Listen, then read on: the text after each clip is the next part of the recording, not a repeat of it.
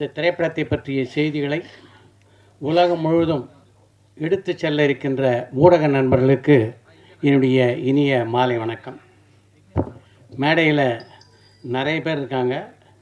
இதில் பல பேர் மிகச்சிறப்பாக பேசக்கூடியவர்கள். இவங்க எல்லாருடைய பேரையும் நான் சொன்னால் அதுக்கே டைம் கம்மியாகிடும். அதனால் மேடையில் இருக்கின்ற அனைவருக்கும் என்னுடைய இதயபூர்வமான வணக்கங்களை தெரிவித்துக் கொள்கிறேன். வணக்கம். பொதுவாக இந்த டீசர்ட்லாம் பார்த்துருப்பீங்க, நீங்கள் பாடலை பார்த்தீங்க. பார்க்கும்போது ஒரு பானை சோறுக்கு ஒரு சோறு பதம் எந்த அளவுக்கு சிறப்பாக இருக்குது அப்படின்றத நீங்கள் தெரிஞ்சிருப்பீங்க.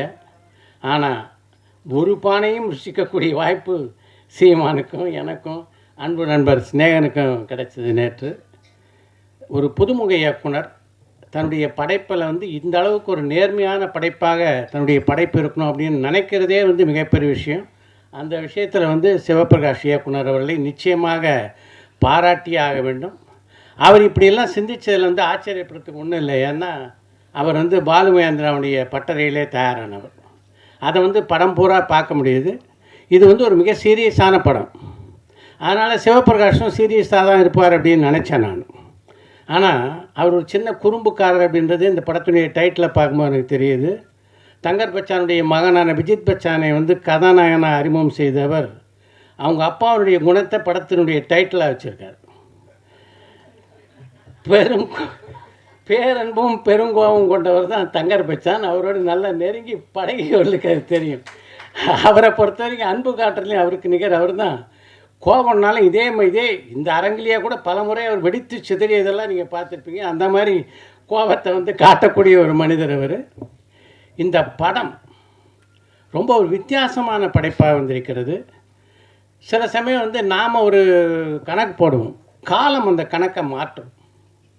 ஆக்சுவலாக விஜித் பச்சானை தங்கர் பச்சான் தான் அறிமுகப்படுத்துவதாக இருந்தார் அவர் ஒரு படத்தில். ஆனால் காலம் அதை மாற்றி இந்த படத்திலே அவர் அறிமுகம் செய்ய வைத்திருக்கிறது. அதுவே விஜித் பச்சானுடைய முதல் வெற்றியாக நான் பார்க்கிறேன். ஒரு புதுமுக நடிகருக்கு இப்படிப்பட்ட ஒரு கதாபாத்திரத்தில் நடிக்கக்கூடிய வாய்ப்பு அமையிறது இருக்குல்ல, அது ரொம்ப பெரிய விஷயம். அந்த வாய்ப்பை மிகச்சரியாக பயன்படுத்தி கொண்டிருக்கிறார் தங்கர் பச்சானுடைய அருந்தவ புதல்வர். ஏன்னா இது மாதிரி படத்தில் தான் முதல் படத்துக்கே ஒரு கடுமையான உழைப்பு தேவைப்பட்டது. இந்த படத்தில் அதை முழுமையாக அவர் செலுத்தியிருக்காரு.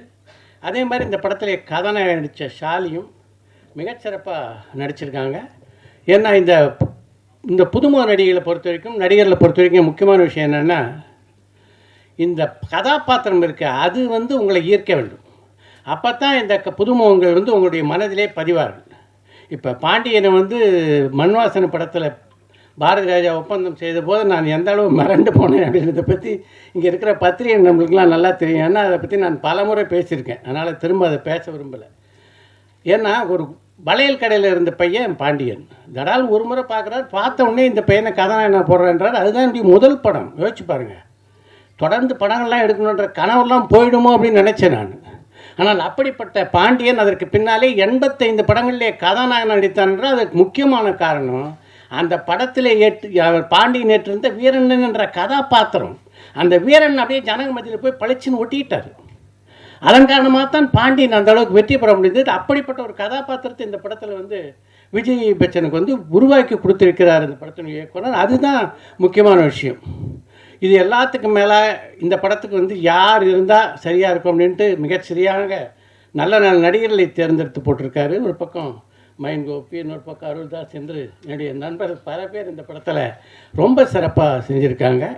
எல்லாவற்றுக்கும் மேலாக தன்னுடைய குருநாதரை போலவே இளையராஜாவை இந்த படத்துக்கு கொண்டு வந்தார் பாருங்கள். அது இன்னொரு புத்திசாலித்தனமான செய்கை. அவர் இளையராஜா ஒரு படத்துக்கு எப்படி உயிரூட்டுவார் அப்படின்றத காலமாக நம்ம எல்லோரும் பார்த்துட்ருக்கோம். அந்த பணியை இந்த படத்துலையும் அவர் செய்திருக்கிறார். நிறைவாக ஒரு நிறைவான படமாக வந்திருக்கு. உங்கள் அனைவருக்கும் என்னுடைய இதயபூர்வமான வாழ்த்துக்களை பதிவு செய்து விடைபெறுகிறேன். நன்றி, வணக்கம். ஏற்கனவே மணி 8:45 ஏசி ஆஃப் பண்ணிகிட்டு இருக்காங்க. இதில் ஆள் பேர் சொல்லி சீமான் வேறு 2 பக்கம் எட்டி பார்க்குறேன்னு எத்தனை தரடா பிச்சர் இருக்குது அப்படின்னு. பேரன்பும் பெருங்கோபமும் படத்தின் வெளியீட்டு அறிவிப்புக்கு வந்திருக்க உங்கள் எல்லோரையும் வணங்கி மகிழ்கிறேன். இந்த படம் தொடர்ச்சியாக இந்த படம் பற்றி எல்லோரும் வாழ்த்தி பேசினார்கள். அதில் குறிப்பாக தங்கர் பச்சனின் மகன் அறிமுகமாகிற படம் என்பதால் தங்கர் பச்சனை பற்றி அதிகம் பேசினார்கள். நீங்கள் தங்கர் பச்சனை புரிஞ்சுக்கிறதுக்கு உங்களுக்கு நுட்பம் வேணும். 9 ரூபாய் நோட்டுன்னு ஒரு படம். 9 ரூபாய் நோட்டுனா என்ன? செல்லாதது இல்லை. அப்படித்தான் ரொம்ப நாள் என் நண்பர் தான் சொன்னேன், அப்படி இல்லைடா, இந்திய நாணய அமைப்பில் மொத்தம் 9 ரூபா நோட்டு இருக்கான். 1 ரூபா, 2 ரூபா, 5 ரூபா, 10 ரூபா, 20 ரூபா, 50 ரூபா, 100 ரூபா, 500 ரூபா, 1000 ரூபா. அந்த படம் எடுத்தப்ப 9 ரூபா நோட்டு இருக்குது. அந்த 9 ரூபா நோட்டு பயன் இல்லைடா, அதை விட அந்த மனுஷன் உயர்ந்த வேணாம் சொல்கிற நுட்பம் இல்லைக்கடா. நான் சொன்னேன், என்னடா படம் வந்து இத்தனை வருஷம் கழிச்சு எனக்கு சொல்கிறீங்க அப்படின்னு. இது புரியாமல் அந்த படத்தை 2-3 தடவை பார்த்துட்டேன் நான் அப்படி. அதை விட அண்ணன் சொல்கிறது ரொம்ப பிரமாதமான நுட்பம் இருக்குது. என்னென்னா, இந்த படத்துல கதாநாயகன் எனக்கு விஜித்னு பேர் வச்ச அண்ணன் ஒன்று சொன்னார் பாருங்க. நான்லாம் அதுலேருந்து மீளவே இல்லை. நான் நினச்சிக்கிட்டு இருக்கேன் அஜித்தில் பாதி விஜயில் பாதி விஜித்னு. பார்த்தீங்களா, நீங்களும் அப்படி தான் நினச்சிருக்கீங்க. நம்மளாம் அந்த 9 ரூபா நோட்டை மாதிரி நினச்சவங்க எல்லாரும். அண்ணன் தான் சொன்னார், ராத்திரி திடீர்னு முழித்தேன், எனக்கு இந்த பேர் ஒலிச்சிச்சு காதில், அப்படி தான் இந்த பேர் வச்சேனாரு. எனக்கு என்ன பிடிச்சிருந்துச்சுன்னா, அதை நம்ம நம்புகிறோமோ இல்லையோ, தங்கர் பச்சை நம்புறாரு பாருங்க. அதை இந்த பேர் எனக்கு காதில் ஒலிச்சிச்சுன்னா அதை எல்லாரும் சொல்கிறாரு பாருங்க. அந்த நம்பிக்கை தான் ரொம்ப முக்கியம் சினிமாவில். இதை சொன்னால் நம்புவோம், என் நம்புற மாதிரி நம்ம சொல்லுவோம் அப்படின்னு. அப்படி இந்த படத்தில் அறிமுகமாகும் விஜித் பச்சானுக்கு முதல்ல வாழ்த்துக்கள். இதை வேற சுசீந்திரன் வேற காதில் கேட்டேன்னு தெரியாமல், தம்பி தம்பி பேர் வர மாட்டேங்கிறாரு. நாங்கள் இவ்வளோ யோசிச்சு வச்சிருக்கோம் ஒரு பேர், நீ மட்டும் பேர் வராதுங்கிறீங்க. அதனால தேவயானி அவர்கள் மிக சிறப்பாக தன் வீட்டு பிள்ளையை வாழ்த்துவதைப் போல, தன் வீட்டு பிள்ளையை கண்டிப்பதைப் போல, தன் வீட்டு பிள்ளைக்கு வழிகாட்டுவதைப் போல மிக நேர்த்தியான ஒரு பேச்சு பேசிட்டாங்க. நீங்கள் பார்த்தீங்கன்னா தேவயானி ஒரு 20 வருஷம் கழிச்சு தம்பி பிரமாதமாக பெரிய நடிகன் ஆயிடுவான். அவன் தம்பி அதை விட பெரிய நடிகன் ஆயிடுவான். ஆனதுக்கப்புறம் என்ன செய்வாங்க தெரியுமா? தங்கர் பச்சனை கீழே உட்கார வச்சுருவாங்க. தங்கர் பச்சனை கீழே உட்கார வச்சுருவாங்க முதல் வரிசையில். ஏன்னா அவங்க என்ன தெரியுமா கோவம் இருக்கும், நான் அறிமுகமாகிறேன், மேடையில் வந்து உட்காந்துக்கிட்டு வர்றவங்க போகிறேன் எங்களை பேசாமல் எங்கள் அப்பனை பேசிக்கிட்டே இருந்தாங்க, இறா உன்னை பழி வாங்குறேன் ஒரு ஆள் அப்படின்னு. ஆனால் கேட்டாரா, பார்த்தீங்களா என்னப்பா நீ முத படம் நடிக்கிறக்குள்ள எல்லா ரகசியத்தையும் கதாநாயகி தான் நீயும் சொல்கிற.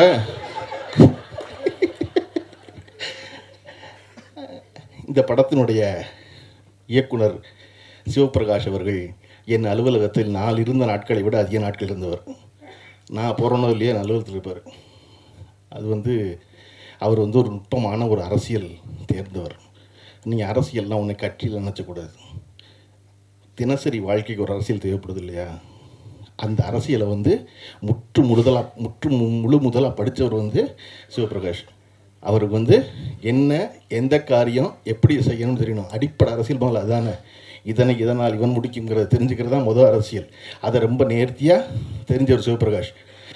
நம்ம நீ பேசிகிட்டு இருக்கும்போது யாருப்பா அங்கே ஏசி போடுங்க நாங்கள்ல, சீமான் கிட்ட என்கிட்ட என்ன சொல்கிறாங்க, போடவே மாட்டாங்க. நான் போடவே மாட்டாங்க. சுரேஷ் ஏசியை போடுனா தான் சுரேஷை திருப்பி கூட்டு கேட்க முடியும், என்னடா ஏசின்னு. நீங்கள் பொதுவாக யாருப்பா அங்கே சாம்பார் கொண்டு வானா சாம்பார் கடைசி வரை பத்திக்கு வரவே வராது. அந்த மாதிரி நம்ம ஆள் குறிப்பிட்டு சொல்லணும். அப்படி சிவபிரகாஷ் குறிப்பிட்டு சொல்கிறவர் தன்னுடைய முதல் படத்தை இவ்வளவு ஒரு அடர்த்தியான படமாக எடுத்திருப்பதாக பார்த்த எல்லோரும் சொன்னார்கள். ஏன்னா நான் பார்த்துடக்கூடாதுன்னு ரொம்ப கவனமாக இருந்தார் சிவபிரகாஷ். வேறு காரை சொல்லி எனக்கு இன்றைக்கி வரையும் படம் காட்டல. அவர் கேட்டார், என்ன உங்களுக்கு மட்டும் காட்டலையா? இல்லை என்ன காட்டல, இருந்ததில்லை, நல்லது தான். நான் என் இயக்குனருக்கு படம் காட்டல. எழில் சார் துல்லாமுத்தூர் படம் எடுக்கும்போது இயக்குனருக்கு படம் காட்டல. அவருடைய இயக்குனருக்கு நான் பார்த்திபன் சாருக்கு படமே காட்டல, ஒரு ஃப்ரேம் கூட காட்டல. எனக்கு என்னென்னா பார்த்துக்கிட்ட தேட்டரில் அப்படின்னு தியேட்டரில் அந்த படம் பார்த்து வெற்றிகரமாக ஓடிய பொழுது என்னை விடவும் அதிகம் மகிழ்ந்தது திரு பார்த்திபன் அவர்கள் தான். அதை போல் இந்த படம் பெறும் வெற்றிக்கு சிவபிரகாஷை விட அதிகம் நான் மகிழ்வேன். இன்னொரு முக்கியமான விஷயம், தொடர்ச்சியாக மேடையில் பேசிய எல்லோரும் இந்த படத்துக்கு தொடர்பில்லாத செய்திகளை சொல்லிகிட்டே இருந்தாங்க. அது பொதுவான சினிமா செய்திகளாக இருந்தால் கூட அப்படி பேச வேண்டாம்னு நினைப்பேன். நான் சொல்கிறதுக்கு இன்னொரு இடம் இருக்குது, வேறு இடத்துல சொல்லிக்கலாம் போய் அப்படின்னு. இது பேரன்பும் பெருங்கோவுங்கிற ஒரு படம். அந்த படம் வெற்றி வரணும்னு விரும்புகிற வாழ்த்துறை எல்லோரும் கூடியிருக்கோம். ஆனால் அப்படி சூழலில் உதயகுமார் அவர்கள் போல், இசைசி அவர்கள் போல் படம் ஓட மாட்டேங்குது சொல்ல, படம் ஓடும். எப்படி படத்தை ஓட வைக்கிறேன்னு தெரியல, நல்ல படம் எடுத்தால் ஓடும், அவ்வளோதான். அது ரொம்ப சிம்பிள். ஏன் படத்தை ஓட்ட வைக்க முயற்சி பண்ணுறீங்க? ஓட்ட வைக்க முயற்சி பண்ணாதீங்க. படத்தை நல்ல படம் தான் ஓடும், அப்படி தான் ஓடி இருக்கல படம் இல்லையா? இல்லைங்க உங்களுக்கு தெரியலைங்க அப்படின்னா குறைஞ்சபட்சம் இந்த திரைத்துறையில் இருக்க பிரச்சனைகளை வந்து அரங்கத்தில் பேசாதீங்க, அறையில் பேசுங்க. இங்கே ஒரு 40 சேனல் உட்காந்துக்கிட்டு திரும்ப திரும்ப ஒளிபரப்பிக்கிட்டே இருக்காங்க.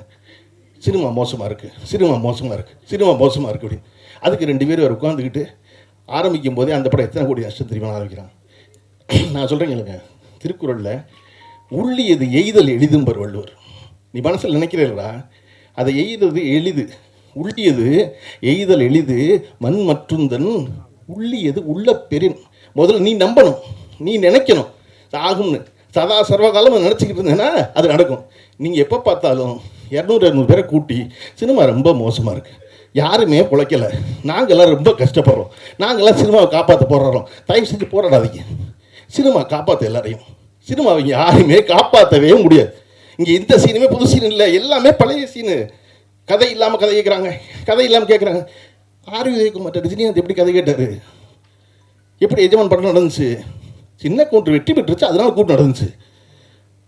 ஆர் விஜயகுமார் மிகச்சிறந்த கதையை வச்சிருக்காரு, கூப்பிட்டார் ரஜினிகாந்த். ஆர் விஜயகுமார் மிகப்பெரிய வெற்றியில் இருந்தார், கூப்பிட்டாரு. அந்த இடத்துல நல்ல கதை பண்ணார். அதனால இது எல்லாமே எப்பொழுதும் திரையுலகம் என்பது வியாபாரம் சார்ந்தது இல்லையா? உலகமே வியாபாரம் சார்ந்தது. இந்த உலகத்துக்கு யார் வேணும்? வெற்றி பெற்றவர்கள் வேணும் இல்லையா? திரும்ப திரும்ப இன்னைக்கு ஏன் தங்கர் பச்சன் அவர்களை குறிப்பிட்டுட்டே இருக்காங்க மேலே இருக்க எல்லாரும்? அவர் வெற்றி பெற்றவர். ஏன் தேவையானவர்கள் நன்றியோடு சொல்கிறாங்க? ஏன் சொல்கிறாங்க அப்படின்னா, எனக்கு எதுவும் தெரியாது, அவர் சொன்னார் பாரதி நடிக்க சொல்லி, அவர் சொன்னார் மறுமலர்ச்சி நடிக்க சொல்லி நான் போனேன்னு. அப்போ விஜித் பச்சனுக்கு இந்த மேடையுடைய டேக்கவே என்ன தெரியுமா? செய்தி என்ன தெரியுமா? இயக்குனர் ஒளிப்பதிவார் சொல்கிறத கேட்டிங்கன்னா நீங்கள் வெற்றி படத்தில் இருப்பீங்க. உங்களுக்கு தெரியாது, அது அவர்களுக்கு தெரியாது, அவங்க செய்வாங்க அந்த வேலையை. அப்போ இங்கே பெருவெற்றி பெறுவதற்கு மிகச்சிறந்த படங்களையும் மிகச்சிறந்த மனிதர்களையும் உடன் வைத்துக் கொள்வதுதான் முக்கியம். சிவபிரகாஷ் அவர்களுக்கு முதல் படத்திலேயே அந்த வாய்ப்பு அமைந்திருக்கிறது. அவர் பெருவெற்றி பெறுவது முக்கியம். அதை விட ஒரு முக்கிய செய்தி, பொதுவாக இன்று சினிமாவில் என்ன செய்வது கேட்குறீங்க? சினிமாவில் ஒரு பெரிய ஒரு விஷயம் நடந்துகிட்டே இருக்குது. என்ன அப்படின்னா, ஒரு படத்தினுடைய படப்பிடிப்பு முடிந்த பிறகு அந்த படத்தினுடைய உதவி இயக்குனர்கள் அந்த படத்தை விட்டு வெளியே அனுப்பப்படுறாங்க. படம் ரிலீஸ் ஆக போகும்போது அந்த படத்தினுடைய உதவி இயக்குனர்கள் யாருமே இருக்கிறதில்ல. என்னுடைய இயக்குனர் அவருடைய படத்தில் எனக்கு பேர் போடும்போது உதவிய இயக்குனர்னு போட்டார் பார்த்திபன். இவன் டைரக்டர் தான், இந்த படத்தில் அசிஸ்டண்டாக வேலை செய்கிறான், அவ்வளோதான். உதவி இயக்குனர்னு பேர் போட்டார். அதை போல் ஒரு படத்தில் வேலை செய்யும்போது இன்றைக்கு இருக்க சூழலில் படம் முடிஞ்ச உடனே படம் வெளியாகிறது இல்லை, தாமதமாகுது. அந்த நேரத்தில் முதல்ல செலவை குறைக்கிறவங்க கண்டுபிடிச்சிருக்க வழி உதவி இயக்குனர் அனுப்பிச்சிடுறது. சிவபிரகாஷ் இந்த ஒரு வாரம் இந்த படத்தினுடைய இந்த முன்வெளியிட்டு ஆரம்பிக்கும் போது சகல வேலையும் ஒரு தனி மனிதனாக பார்க்க வேண்டிய கட்டாயம் இருந்ததுக்கான காரணம், இந்த படத்துடைய பட்ஜெட்டில் முதல்ல பண்ணுற ரெஸ்ட்ரிக்ஷன் என்ன அப்படின்னா அசிஸ்டன்ட் வீட்டுக்கு அனுப்பிச்சது. இது நீங்கள் எல்லா படத்திலும் நடக்குது. நான் உங்களுக்கு சொல்கிறேன் கேளுங்க, ஒரு படத்தை வெற்றி பெறும்னு அந்த இயக்குனரை விடவும் ஆழமாக நம்புறவன் அந்த படத்தில் உதவி இயக்குனர் தான். இயக்குனர் எல்லா புகழையும் அடைவார், படம் வெற்றி பெற்றார். உதவி இயக்குனர் அடைவதில்லை. ஆனால் அவன் என்ன நம்புகிறான் அப்படின்னா, இயக்குனர் வெற்றி பெறுவதன் மூலமாக நாமும் வெற்றி பெறுவோம்னு நம்புகிறாங்க. அவனை வச்சுக்கிறதுனால ஒன்றும் இந்த தமிழ் சினிமா நட்டப்பட்டுறது. நீங்கள் கியூபு கட்டுற காசு 5000 கட்டுறாரு ஆந்திராவில், 12000 கட்டுறாருங்கெல்லாம் அப்புறம் அறைக்குள்ளே பேசுவோம். அது இங்கே தீர்வு கிடையாது யார்ட்டையும், அது அறைக்குள்ளே பேச வேண்டியது. ஆனால் உதவி இயக்குனரில் இப்படி நடத்துகிறாங்கிறது அரங்கத்தில் பேச வேண்டியது. அது ரொம்ப முக்கியம். அதை போல் இந்த படம் மட்டுமல்லாது எல்லா படத்திலும் தொடர்ந்து மிகச்சிறந்த இயக்குனர்கள் வர வேண்டும். வருவதற்கு சினிமா எல்லா வாய்ப்பையும் எல்லா கதவையும் எப்பொழுதும் திறந்து வைத்திருக்கிறது. சிவபிரகாஷுக்கு திறந்து வைத்திருப்பதை போல இந்த படம் ஆரம்பித்தது ஒரு ப்ரொடியூசர், அதுக்கப்புறம் நடத்துனது ஒரு ப்ரொடியூசர், அதுக்கப்புறம் நீ படத்தை வெளியிட்டு வந்திருக்கிறது 3வது ப்ரொடியூசர். ஏன்னா அந்த படம் தனக்குரியவர்களை தேர்ந்தெடுத்து வெளியே வந்து சேருகிறது இல்லையா?